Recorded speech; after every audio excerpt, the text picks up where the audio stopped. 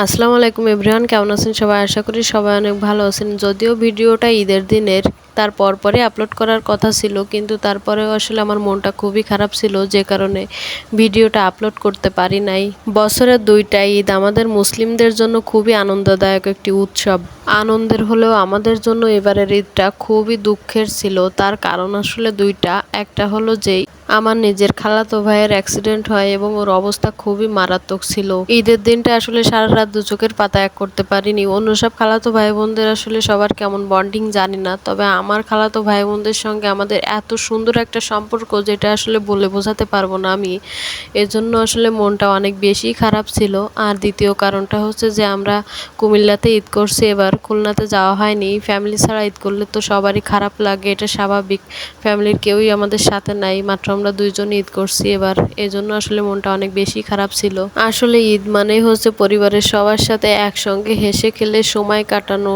Family ছাড়া আসলে কখনো ঈদের আনন্দ হয় না, নামমাত্রই শুধু ঈদ পালন করা হয়, এই ছাড়া আর কিছু না। যেহেতু আমার হাজবেন্ড আসলে আমার শ্বশুর শাশুড়ির একমাত্র ছেলে, আর কোনো ছেলে নাই, যে কারণে ও একটু বেশি আদরের। আর ছোটবেলা থেকে ওকে খুব যত্ন করে মানুষ করেছে, সে কারণে ওকে ছাড়া ঈদ করা অনেক কষ্টের। শ্বশুর শাশুড়ি বারবার ফোন দিয়ে বলছে যে ছেলে মেয়ে ছাড়া কি ঈদ হয়, তোমরা না থাকলে আমরা কিভাবে ঈদ করব একা একা, আমরা দুজন বুড়ো বুড়ি।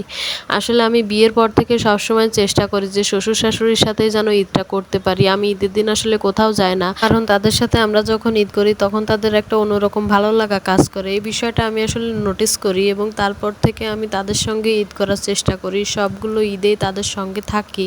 সবসময় চেষ্টা করি যে ঈদের পরের দিন বাবার বাড়ি যাব, সেভাবে আর কি ঈদের পরের দিন যাওয়া হয়। ঈদের দিন আর কোথাও যাওয়া হয় না। শ্বশুর শাশুড়িদের কাছে আমরা থাকলেও আসলে মনটা আরও বেশি খারাপ হয়, কারণ আমার আব্বু আম্মু দুইজনেই ঈদ করে। যেহেতু আমাদের দুই বোন, আমরা দুই বোনেরই বিয়ে হয়ে গেছে, সেজন্য আমরা শ্বশুরবাড়িতে ঈদ করি। আর আব্বু আম্মু দুইজন একা একা ঈদ করা লাগে, তাদের বিষয়টা ভাবলেও আসলে অনেক কষ্ট লাগে, কিন্তু কিছু করার নাই, সব দিকটা তো ম্যানেজ করা লাগবে। ঈদের দিনে সকালের সেমাই রান্নাটা আমি করি, বাকি সব রান্নাগুলো আমার শাশুড়ি নিজেই করে, কারণ শাশুড়ির রান্নাটা অনেক বেশি ভালো হয়। আর আমি কোটা ধোয়াতে শাশুড়িকে হেল্প করি। আমি আসলে জীবনে কখনোই ফ্যামিলি ছাড়া কখনো ঈদ করিনি। আমার আব্বু আম্মুর সঙ্গে বিয়ের আগে ঈদ করতাম, আর বিয়ের পর শ্বশুর শাশুড়িদের নিয়ে, মানে একটা পরিবার তো অবশ্যই থাকে সবসময় সাথে। কিন্তু এবার আমাদের ঈদের সময় বাড়িতে না যাওয়ার কারণটাই হচ্ছে ওর আসলে ছুটি অনেক কম, যে কারণে এই টাইমটার ভিতরে আমরা যেয়ে এসে পারবো না। আমাদের যেতে একদিন আর আসতে একদিন অবশ্যই সময় রেখে তারপরে হচ্ছে বাড়িতে থাকা লাগে। তো এই জন্য আর কি যাওয়া হয় নাই, যে অনেক কষ্ট হয়ে যায়, ওর আরও ডবল কষ্ট। একটা সময় ছিল যখন ঈদের 30 দিন আগে থেকে কাউন্ট করা শুরু করতাম, যে আজ 29 দিন বাকি আছে, আজ 28 দিন বাকি আছে ঈদের, কিন্তু এখন আসলে ওইগুলো আর হয় না। তখন ঈদে 10টা টাকা ঈদ সালামি দিলেও অনেক আনন্দ লাগতো, কিন্তু এখন ওই বিষয়টা আর হয় না, কেন জানি না। সময়ের সাথে সাথে হয়তো সব কিছু বদলাই যায়। ভালো থাকবেন সবাই, আল্লাহ হাফেজ।